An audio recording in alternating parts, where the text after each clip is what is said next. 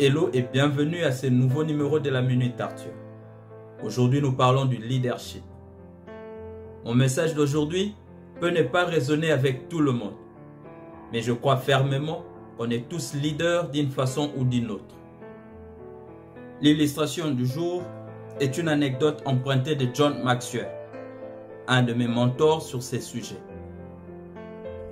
John raconte que lors d'une de ses visites en Israël, il a remarqué pendant une visite guidée dans une base militaire que l'armée israélienne avait un nombre très élevé d'officiers de haut rang tombés sur les champs de bataille.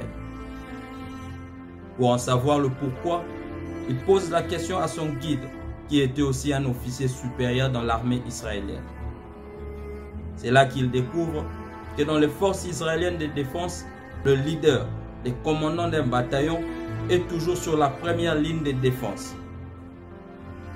L'officier supérieur enchérit en disant: quand on est commandant dans l'armée israélienne, on est serviteur de l'État.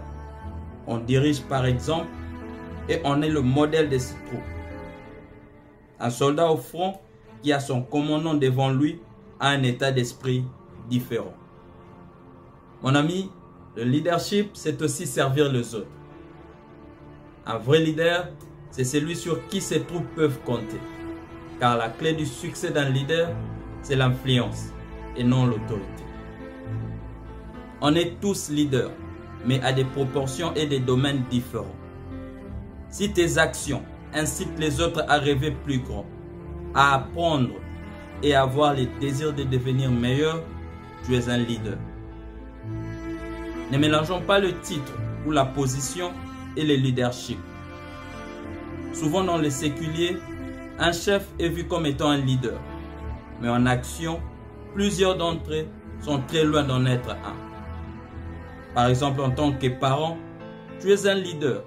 Ceux qui t'admirent, c'est défini en toi. Tes actions et tes décisions ont une portée importante dans le devenir de ceux derniers. Dans les séculiers, par exemple, un bon leader peut avoir pour objectif d'aider ceux qui font mal leur travail à bien le faire et ceux qui le font déjà bien à le faire encore mieux. Dirigé par la peur est la pire forme de leadership. Si aujourd'hui tu n'en vois pas encore les conséquences, rassure-toi, elles viendront. Parce que ceux qui te suivent ne le font pas par leur propre gré, mais par contrainte. Et dès qu'une opportunité se présentera de t'écouler, ils n'hésiteront pas. Lao Tzu disait: un leader est meilleur quand les gens savent à peine qu'il existe. Quand son travail est fait, son objectif atteint, ses troupes diront: nous l'avons fait nous-mêmes. Thank you.